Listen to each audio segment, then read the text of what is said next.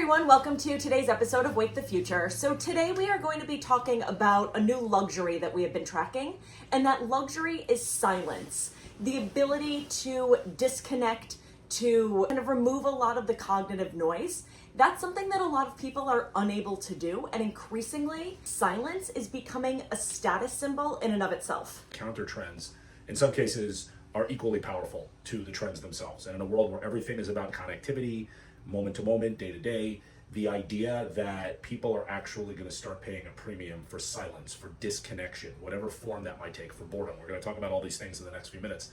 The fact that that's going to become a luxury is something that to some people might not seem intuitive, but then when you kind of chart out where we've been going these last 20 to 30 years, it actually makes a lot of sense. What's interesting to me is that for all of these years, it was like being hyper present was a status symbol. Yep. So it was like being on every platform, that whole notion of hyper connectivity. And we're starting to see this counter trend emerge around like status in being absent.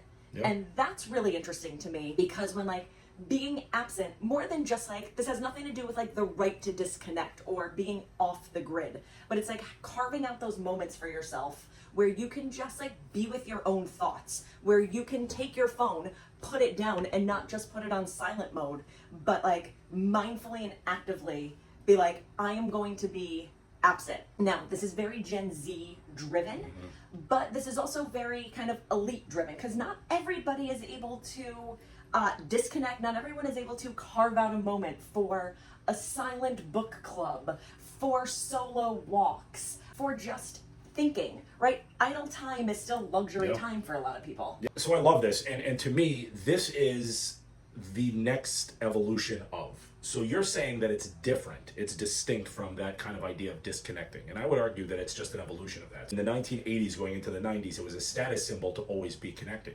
You started with a pager, then you had your car phone, your cell phone, which were the size of shoes. Yeah, the Zach Morris phone. The Zach Morris phone from Saved by the Bell. I knew you were going to pick me up on that one because I was going to say that. The Zach Morris phone, the big cloddy phone that said to everyone, I'm important, or me, or my parents are wealthy. My dad had a car phone, and yes. they were not wealthy, but my dad had a car phone, and I was like, that is the coolest thing ever. So you have car phones, you have those clunky cell phones, the first iteration of cell phones, well before smartphones. That was a status symbol. It showed people, I'm connected, I'm important. Then we got to a point in the recent past where it became a status symbol to be able to say F you to everyone you know, including your coworkers or your bosses, and be able to disconnect. When you were able to take a trip, for example, or a holiday weekend and disconnect and not have people being able to reach you, really officially out of office, that was a status symbol. That was where we started with disconnection. We've now evolved to where we are today, which is it's not just about disconnecting, although I think disconnecting is a part of it. It is about silence. It's about the ability to be alone with one's thoughts. It's about solitude in some cases. It's the ability to just be, something which is very difficult for most people to achieve today. So no wonder it's actually becoming something which might emerge as a luxury category, as crazy as it might sound. Yeah, like I was reading recently about a Gen Z trend all around an analog bag. Yeah. And, it's actually a very interesting paradox when you think about it, because then they are like packing their analog bags and showcasing them on Instagram. Yep. So it's kind of like, are you actually disconnected? But that's its own other thing. But it's like, what do the analog bags contain? It's a paperback book.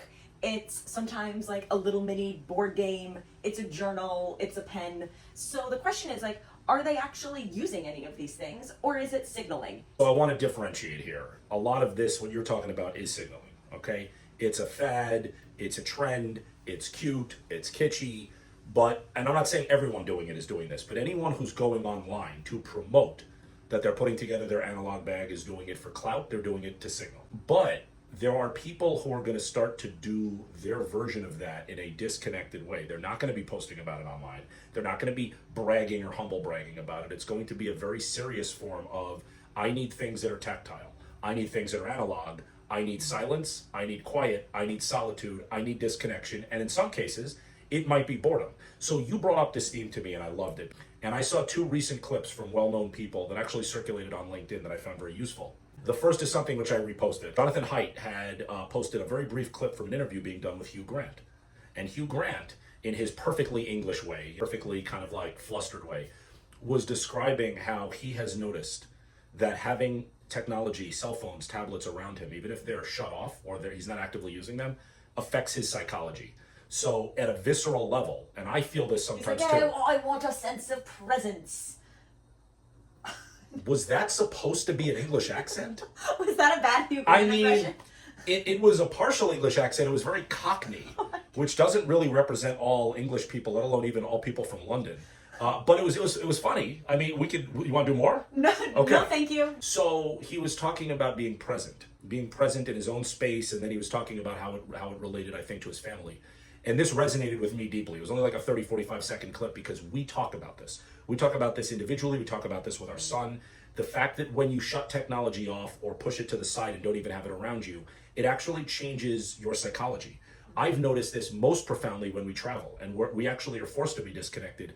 And then I feel things happening in a good way, like a sort of neuro ASMR. I feel like this kind of emotional tingle that is goodness because I'm disconnected and I have a better sense of presence. So hearing him talk about that, I thought was an interesting thing to relate back to this because in a way, that presence is also silence. It's silence from all of that external noise. And then I saw a clip of Novak Djokovic, the debatably the best men's tennis player of all time, still playing, by the way. And he was talking about something that you and I have said, but it resonates when a prominent person says it, which is that in his kid's life, he views boredom sometimes as a very good thing, as a useful thing.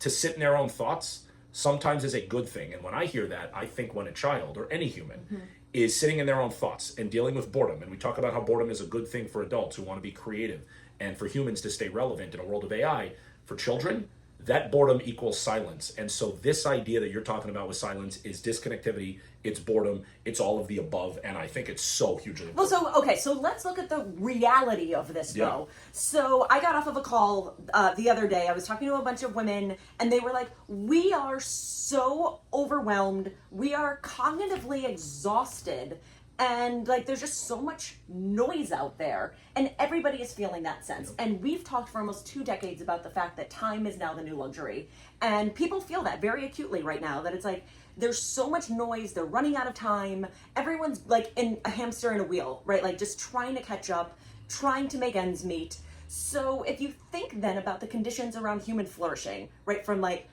cognitive liberty, cognitive sovereignty, our ability to disconnect, our ability to sit with our own thoughts. That is so out of reach for most people, where they are lucky if they can even carve out 5 minutes of their day to have a second cup of coffee. Yeah.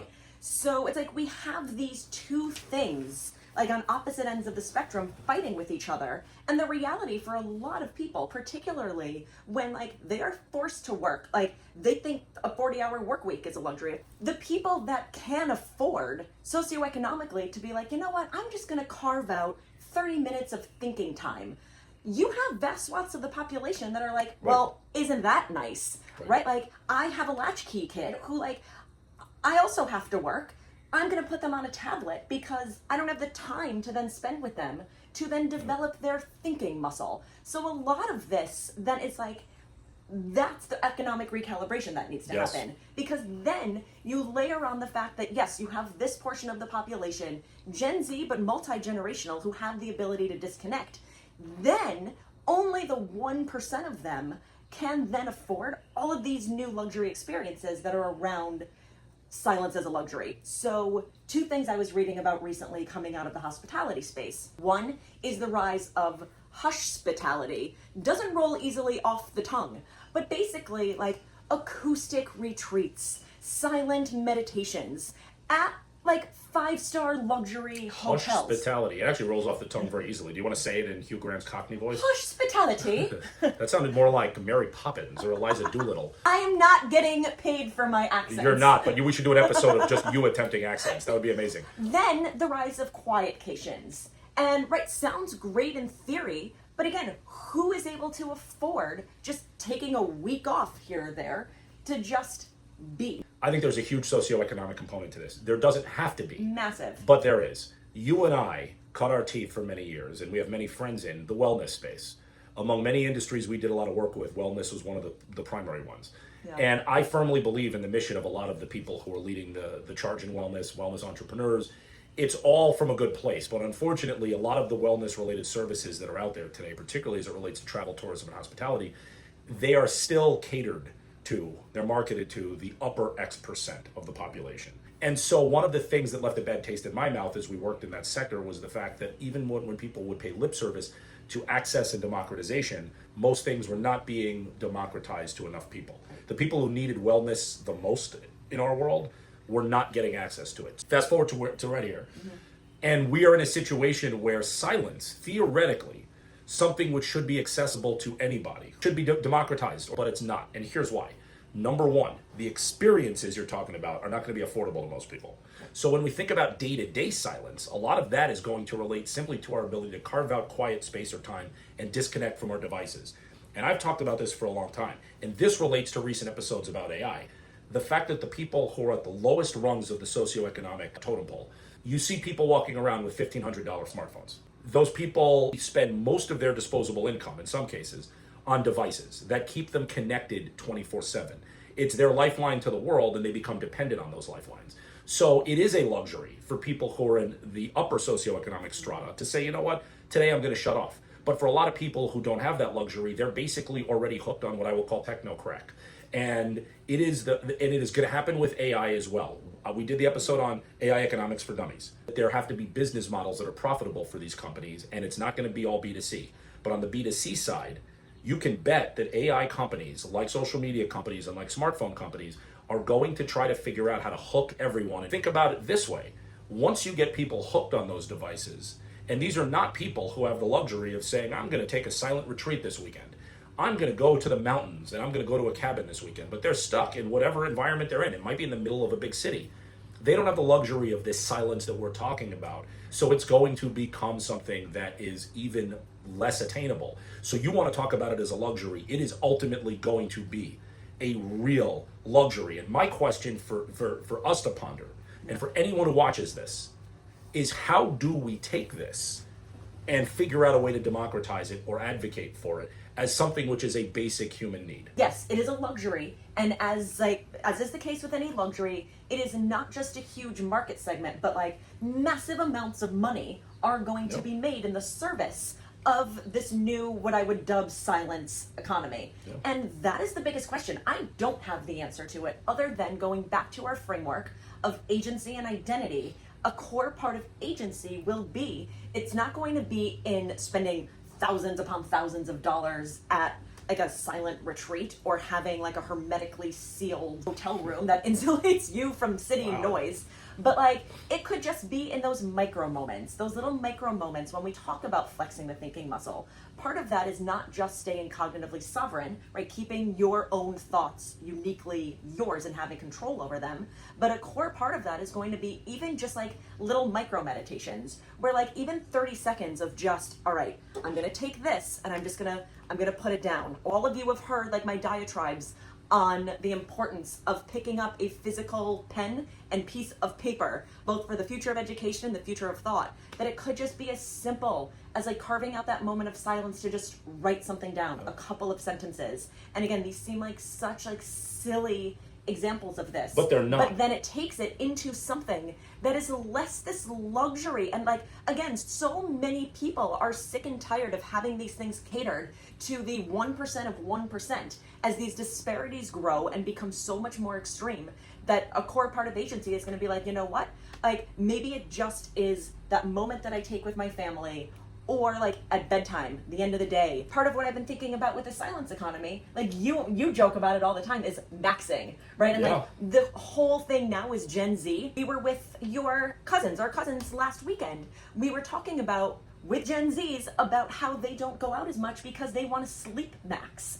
And they want to sleep max because everything is quantified and they're like, I need to get my 8 hours. But that is their way of carving out silence as their luxury. Well, they're sleep maxing as a feed into looks maxing because it's all one symbiotic ecosystem. But you could think of this as silence maxing. I just think that this is so critically important. You said a few minutes ago, and you said it in passing, not meant to be serious, but you were like, these examples that I'm giving are silly. I'm actually going to go back to that. They're not silly. What they are is simple. The idea of writing something in a book or drawing something or journaling, okay? These aren't silly things to do. They're simple things to do. And when we travel, and we're blessed well, we're blessed to travel quite a bit, and I never take that for granted. And when we're also blessed to bring our son with us, so to be able to bring him to different places is a blessing. And we are mindful when we do that to put a pen and paper in front of him and let him either draw or journal about his experiences. And some people might laugh at that and think it sounds trite. We love it. And the reason we love it is because it relates back to this, that observation, presence, being present in what you see and what you're doing and not being distracted, being mindful. And sometimes just being with yourself and your own thoughts is critically important to his development. And I think it's important to all of us, no matter what stage of life we're in, to sit and pause. There's not a financial barrier to this type of thing, in theory, if you manifest it in a way like that. But it's a mindset. And unfortunately, because of the pressures on a lot of people to always be going and hustling, and the fact that, they don't have the luxury, like you said, of having childcare in many cases, so their kids are placated with technology, it becomes a doom loop. So that something as simple as sitting for an hour with a notebook and a pencil becomes impractical and impossible in some cases. That's a sad state of affairs, but we have to acknowledge it. So I think the bottom line here, when we talk about luxuries, and we've always said that a luxury is something which is in high demand but short supply, and because of that, people will, quote, pay more for it, whatever the resource is that they give.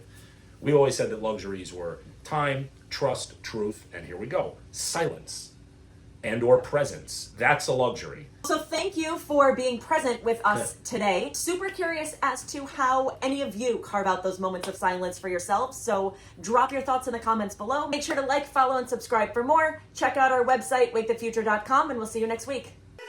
If you enjoyed today's conversation, like, follow, and subscribe to stay ahead of what's next. I'm Erica Orange. And I'm Jared Weiner. Thanks for waking the future with us. We'll see you next time.